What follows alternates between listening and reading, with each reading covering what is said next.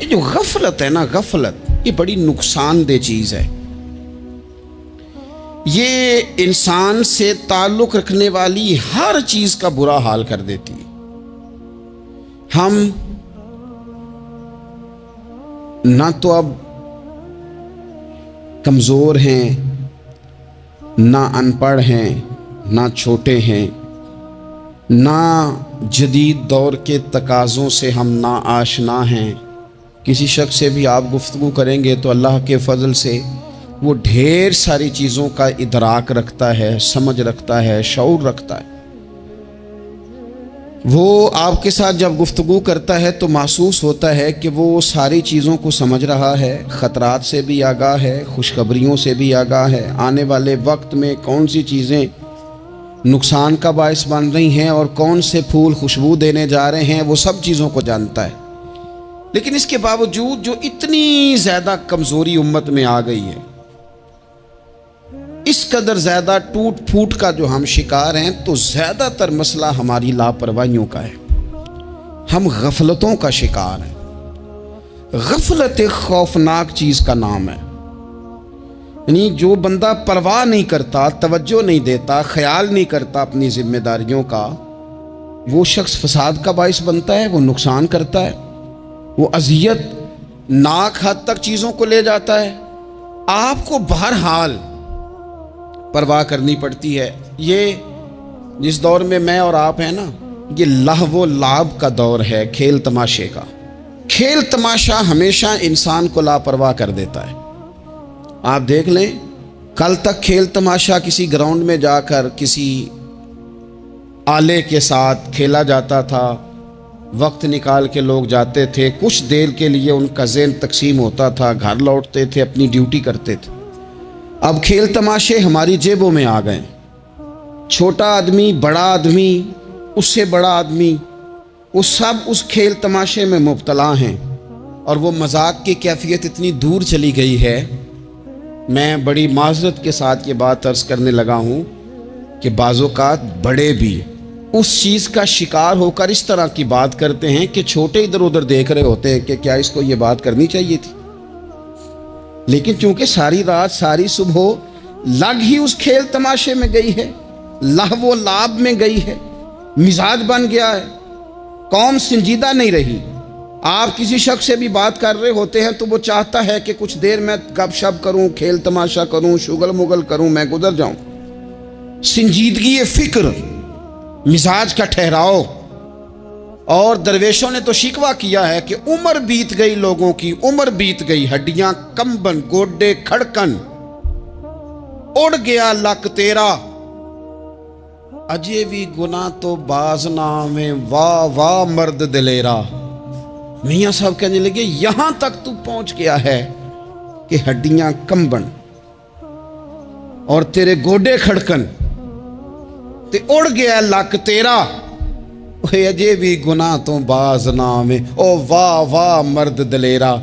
وہ تو اتنا دلیر ہو گیا ہے کہ جب تجھے چاہیے تھا کہ اب ہی تیرے ہاتھ میں استغفار کی تسبیح آتی، اب ہی تجھے سجدے کا ذوق ہوتا.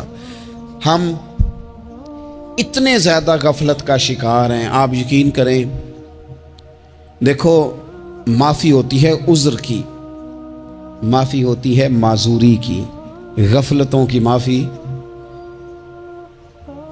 جب ہم اسکول میں پڑھتے تھے، مدرسے میں پڑھتے تھے، تو جس بچے کا پتہ چل جاتا تھا نا یہ بیمار تھا، اسے مارنی پڑتی تھی. جس کا پتہ چل جاتا تھا نا کہ اس کے گھر میں کوئی پریشانی آ گئی تھی، اسے مارنی پڑتی تھی.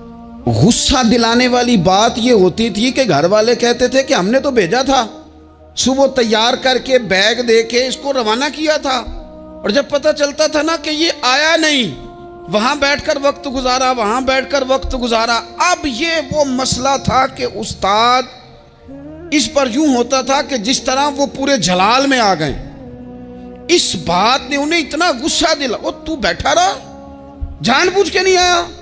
اس کو شدید مار پڑتی تھی. جب ہم بڑے ہوئے، کتاب و سنت کو دیکھا تو کچھ چیزیں عجیب سی سمجھ میں آئیں. سیاستہ میں حدیث موجود ہے کہ صحابہ کرام علیہم رضوان فرماتے ہیں کہ ایک جنگ کا موقع تھا تو وہ رستے بڑے سخت تھے، دشوار گزار گھاٹیاں تھیں، بڑی مشکل سے ہم نے وہ راہیں طے کی۔ ہمیں لگا کہ اس جہاد پر ہمیں بہت اجر ملے گا، اور پھر ہمارے دلوں میں یہ بھی خیال آتا تھا کہ فلاں فلاں فلاں فلاں تو صحابی آئے نہیں، وہ تو گھر میں رہے۔ اللہ کے محبوب صلی اللہ تعالیٰ علیہ وسلم نے ہمارے ان خیالات کو بھانپا اور کریم فرمانے لگے تمہیں اس جہاد پر بڑا اجر ملے گا، لیکن یاد رکھنا تمہارے کچھ بھائی ہیں جو گھروں میں بیٹھے ہیں، مجبوریوں نے، آزمائشوں نے، پریشانیوں نے، عذر نے انہیں آنے نہیں دیا۔ جتنا تمہیں صبر کر کے، مشقت جھیل کے، سفر کر کے جہاد کا ثواب ملے گا، اتنا ہی انہیں گھر بیٹھے بیٹھے بھی ثواب ملے گا۔ آئے نہیں، یہ کس بندے کا معاملہ ہے جو عذر والا ہے؟ اور اگر کسی کے اجتہاد میں غفلت ہو گئی، حضرت کعب بن مالک رضی اللہ تعالی، یہ بھی صحیح بخاری میں، کل چلا جاؤں گا، حضور تو جہاد پہ چلے گئے لیکن اجتہاد میں غفلت ہو گئی، کل چلا جاؤں گا، پرسوں جاؤں گا، ترسوں، فرماتے میں جا ہی نہیں سکا، حضور واپس آ گئے۔ جن منافقوں نے جھوٹ بولے جا کے کہ یہ مسئلہ ہو گیا تھا، یہ مسئلہ ہو گیا تھا، ان کو تو مل گئی معافی، لیکن میں چونکہ مخلصین میں سے تھا خدا کے فضل سے، اور ہو گئی تھی غفلت، 50 دن نبی کریم مجھ سے ناراض رہے، 50 دن اللہ کے لیے کہ تو رب کے راستے میں جہاد کرنے نہیں آیا، 50 دن حضور ناراض رہے۔ فرماتے تھے مدینے کی گلیاں میری تھیں، سب میرے اپنے تھے، پر کریم جو ناراض تھے تو کوئی پھر سلام بھی نہیں لیتا تھا۔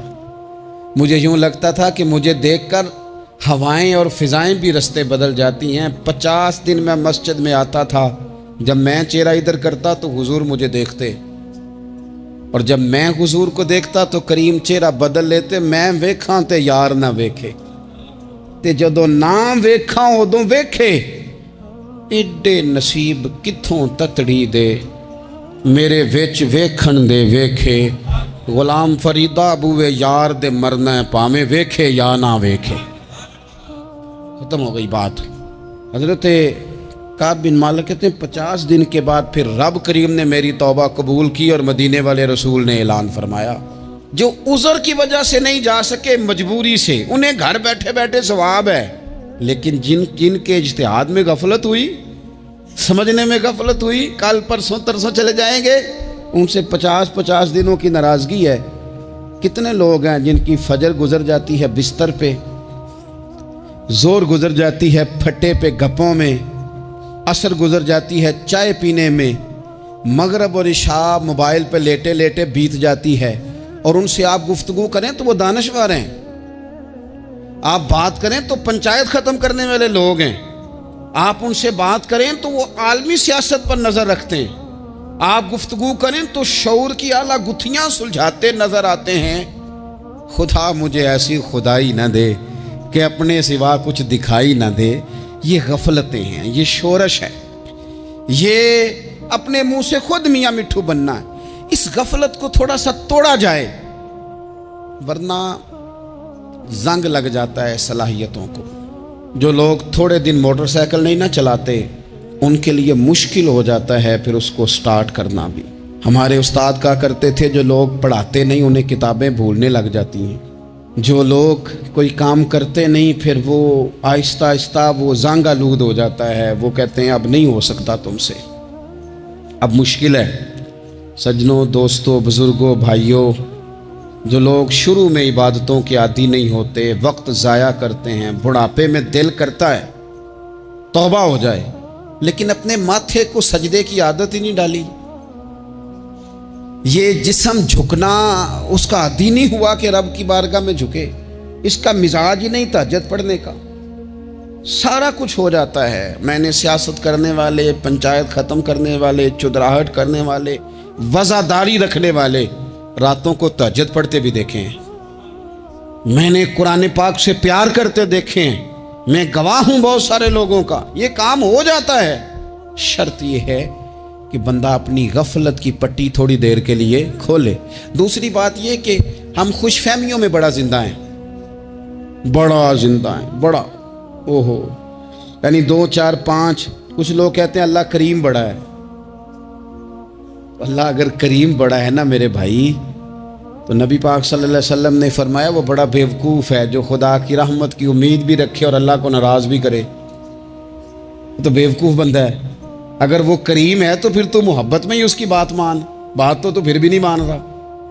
کچھ لوگ کہتے ہیں نبی پاک صلی اللہ تعالیٰ علیہ وآلہ وسلم شفاعت کریں گے، بھئی ہمارا تو سہارا ہی اس بات پہ ہے، حضور سفارش کریں گے، پر نبی پاک نے درجنوں جگہوں کہا ہے جو میرے طریقے پہ نہ چلے فلیس منا، مجھ سے نہیں۔ حضور نے فرمایا جو بڑے کی توقیر نہ کرے، چھوٹے پہ رحم نہ کرے، وہ مجھ سے نہیں۔ فرمایا جو ملاوٹ کرے وہ ہم میں سے، تو یہ حدیثیں بھی تو یاد رکھو نا۔ شفاعت کی بات انکار نہیں، حضور گناہگاروں کی ہی کریں گے، لیکن یہ حضور نے جو ہمیں اسباق پڑھائے یہ کس لیے پڑھائے؟ یہ بھی تو ہماری سمجھ کے لیے ہے نا۔ یہ ساری چیزیں ہم نے غفلت بنا کے اپنے اوپر اوڑھ لی۔ اور پھر سب سے بڑی بات یہ، جو لوگ جنت کے وارث اور مالک ہیں نا، کریم محبوب نے فرمایا یہ جو میری بیٹی فاطمہ ہے جنتی عورتوں کی سردار ہے، تو یہ تو جنت کی مالکہ اور وارثہ ہیں، وہ تو ساری رات ہی نماز پڑھتی تھی، تو سارا دن عبادت کرتی تھی۔ پاک سب سے زیادہ تو ان کو تھا، تو یہ تو ایک منٹ کے لیے مصلی سے جدا نہیں ہوئے۔ اور جنہوں نے صرف امید لگائی ہے، کوئی ان کے پاس ڈگری نہیں، وہ بن کے بیٹھ گئے ہیں، وہ کہتے ہیں جناب جنت، مطلب ہم جسے کہیں گے معاذ اللہ وہ جائے گا، دوسرے کو جانے دیتے ہیں۔ اپنی زندگی میں خوش فہمیاں نہ لائیں، یہ غفلت پیدا کرتی ہیں۔ غفلت بڑی خطرناک چیز کا نام ہے۔ جب بندہ غافل ہو جاتا ہے، میں آپ سے ایک بات عرض کروں، حضرت عبداللہ ابن مسعود فرماتے ہیں کہ مومن رائی کے دانے کے برابر غلطی ہو جائے تو اسے لگتا ہے میرے سر پہ پہاڑ کھڑا ہے، اور فرمایا جو منافق ہوتا ہے نا، وہ پہاڑ کے برابر گناہ کر کے کہتا ہے بات ہی کوئی نہیں، فلانا بھی کرتا ہے، یہ بھی کرتا ہے، ساری دنیا کر رہی۔ یہ نفاق کی علامت ہے، اگرچہ بعض نے اسے نفاق عملی کہا، اعتقادی نہیں کہا۔ عزیز دوست، جب آپ چھوٹی گناہ چھوٹی غلطی کرتے ہیں تو پھر وہ چھوٹی چھوٹی غلطیاں پہاڑ بنتی ہیں، چھوٹی چھوٹی۔ وہ حضور نے فرمایا نا، جب تو ایک گناہ کرتا ہے تو تیرے دل پہ ایک دھبا لگتا ہے، نہ توبہ کرے تو دوسرا لگتا ہے، نہ کرے تو تیسرا، پھر دل کالا سیاہ ہو جاتا ہے۔ چھوٹی چھوٹی غفلتیں بڑی غفلتوں کو جنم دیتی ہیں، چھوٹی چھوٹی کمزوریاں بڑی کمزوریوں کو لے کے آتی ہیں۔ اسی طرح بخاری مسلم میں حدیث ہے، نبی پاک صلی اللہ تعالیٰ علیہ وسلم نے فرمایا کچھ لوگ کھلم کھلا گناہ کریں گے قیامت کے قریب، اعلانیہ۔ یا رسول اللہ صلی اللہ علیہ وسلم وہ کس طرح؟ تو حضور فرماتے ہیں انہوں نے رات کو غلطی کی تھی، رب نے ان کی غلطی پر پردہ ڈال دیا، انہوں نے سویرے اٹھ کے خود لوگوں کو بتانا شروع کیا، اور دیکھا میں نے رات یہ کیا، معاذ اللہ۔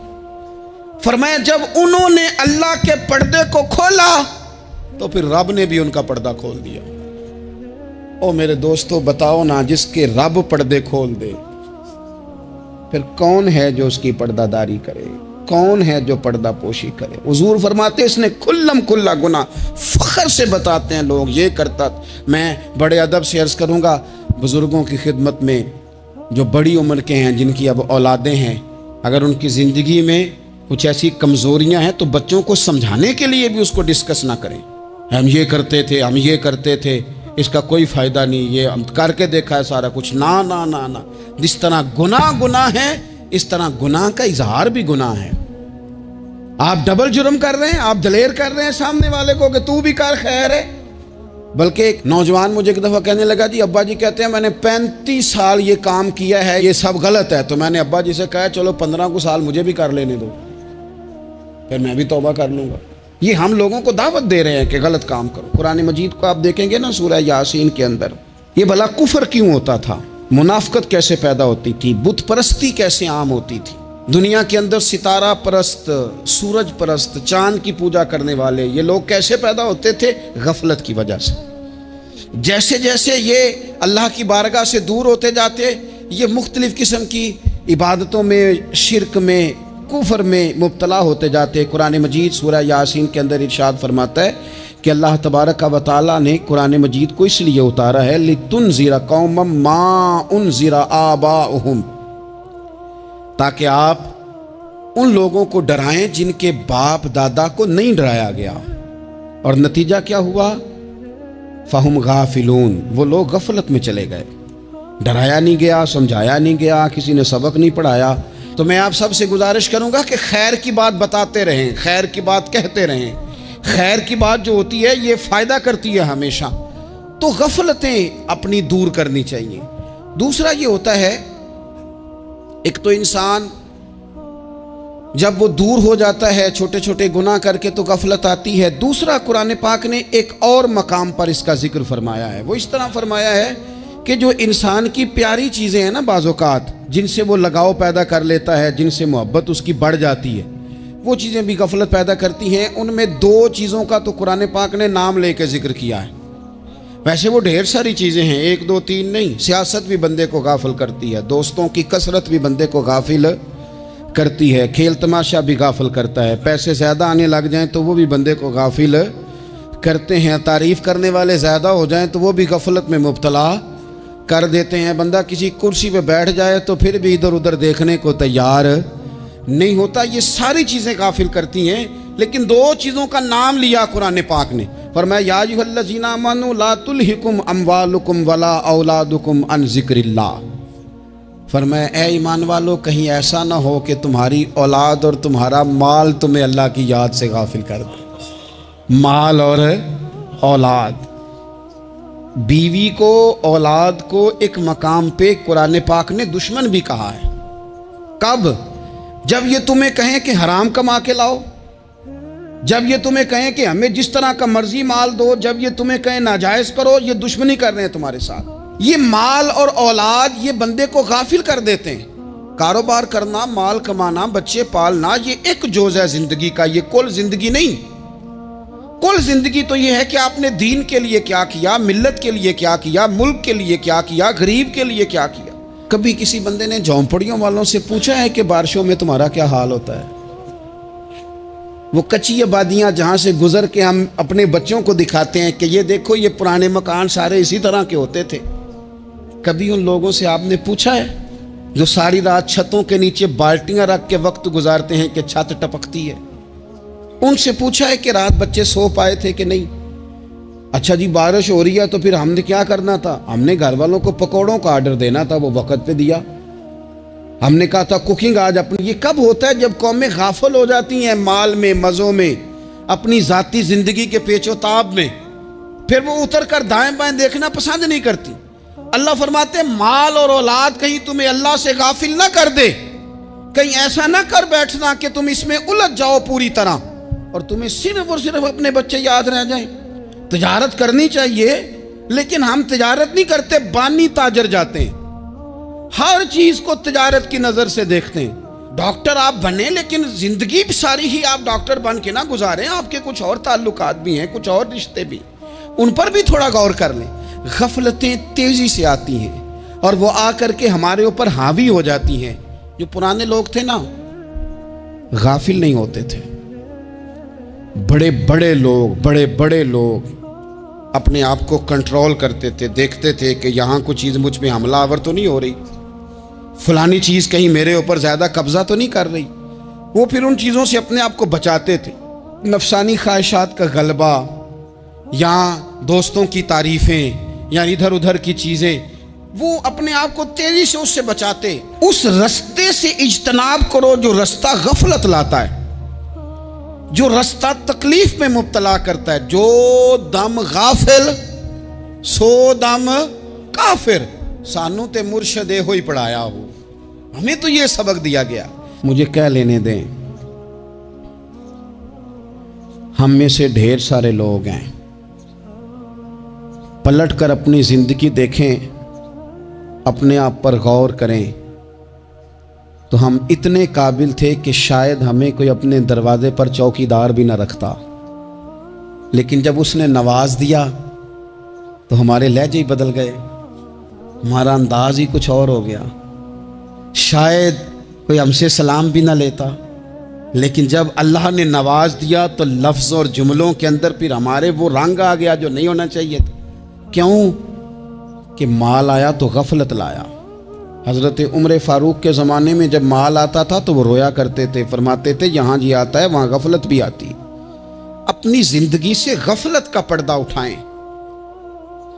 سو رہے ہیں سارے جاگ جائیں، वक्त तेजी से गुजर रहा है, बेकाबू हो गया, हमसे नहीं संभाला जाता टाइम। कब दिन चढ़ता है कुछ पता नहीं चलता, शाम हो जाती है, ढेरों काम रह जाते हैं। कई लोग थे जिनका इरादा था कि परसों से मैंने मस्जिद आना है, मैंने नेक हो जाना है, वो नहीं आए, मौत ही आई। हजरत इजराइल ही आए, बड़ा प्यार किया फलाने ने, ओ हो जी, बड़ा ही रो रहे थे उसके बच्चे। फिर क्या कब्र पे बैठे रहते हैं सारा दिन? फिर क्या किया उन्होंने बच्चों ने? किसी ने कहा मैंने साथ जाना है? नतीजा क्या निकला? प्यार किस बात का था? हजरत अब्दुल्ला इब्ने मुबारक का आखिरी वक्त था तो अम्मा रो रही, बहन रो रही, भाई रो रहे हैं, बीवी रो रही, बच्चे रो रहे हैं, आखिरी टाइम है। तो अम्मा से कहने लगे रोती क्यों हो? कहने लगी पुत्र बेटे तो और भी हैं, पर जिस तरह दवाई तू ला के देता था कोई भी नहीं देता। फरमाने लगे बहनों से और भाइयों से तुम क्यों रोते हो? कहने लगे तू मौजूद था तो हमें कोई डर नहीं था, हर मुश्किल में तू पहुंच जाता था। बच्चों की तरफ देख के कहो तुम क्यों रोते हो? वो कहने लगे अब्बा जी अभी तो हमारे ब्याह होने थे और आप जा रहे हैं। बीवी से कहा तो वो कहने लगी बादशाही तो तेरे सर पे थी, ये बच्चे पूछेंगे मुझे? तो हज़रत अब्दुल्ला इब्ने मुबारक ने सर सजदे में रखा और कहने लगे मालिक मैं समझ रहा था ये मुझे रो रहे हैं, ये तो अपनी ज़रूरतों को रो रहे हैं। मेरा ख्याल था कि मेरे जाने का इन्हें डर लगा हुआ। ना ना, इन सबको तो अपना अपना मसला है कि मेरा क्या बनेगा तो मेरा क्या बनेगा तो मेरा क्या बनेगा। फिर खोल के रोए और सब की तरफ देख के कहने लगे और तुम्हारा तो मसला पीछे हल हो ही जाएगा, इकट्ठे बैठे हो। मैं सोच रहा हूं कब्र में जाऊंगा तो मेरा क्या बनेगा। रब की बारगाह में हाजिर होना है, सवाल जवाब होने हैं, हिसाब देना है।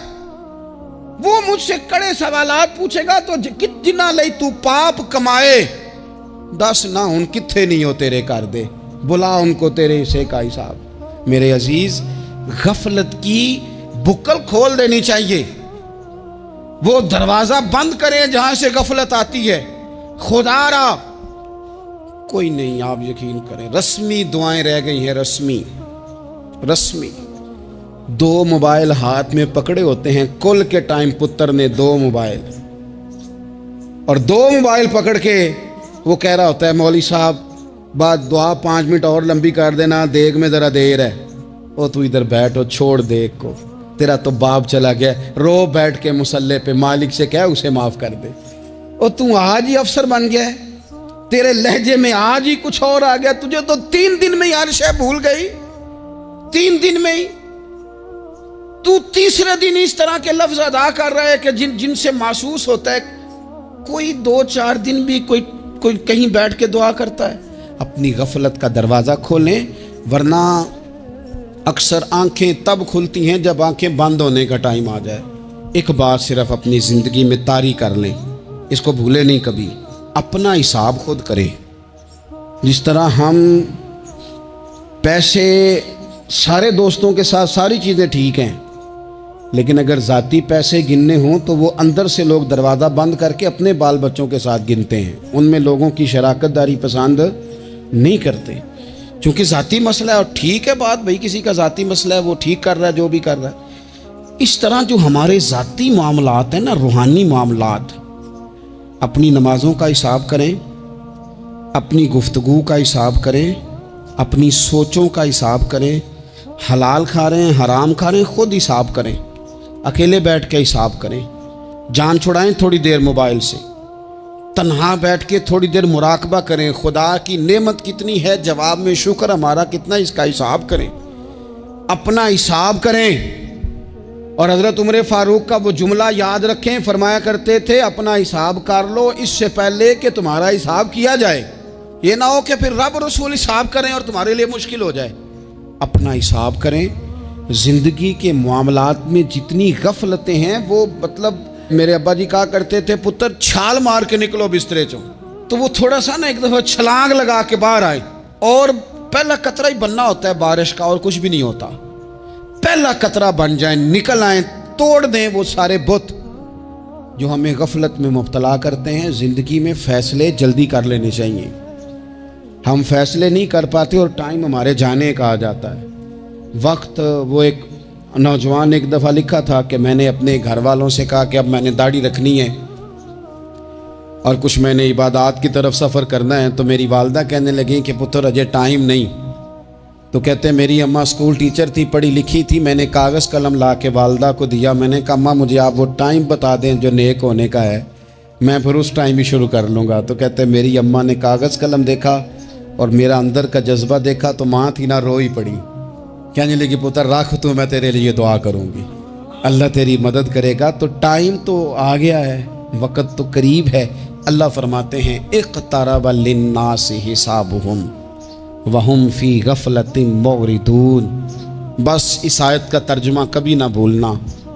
رب فرماتا ہے لوگوں کے حساب کا وقت قریب آ گیا ہے اور وہ ابھی بھی غفلت میں منہ پھیرے ہوئے ہیں. ٹائم تو حساب کا آ گیا. ہڈیاں کمبن تے گوڈے کھڑکن تے اڑ گیا لک تیرا, اجے بھی گناہ تو باز نہ آویں, واہ واہ مرد دلیرا. اللہ سمجھ کی توفیق عطا کرے.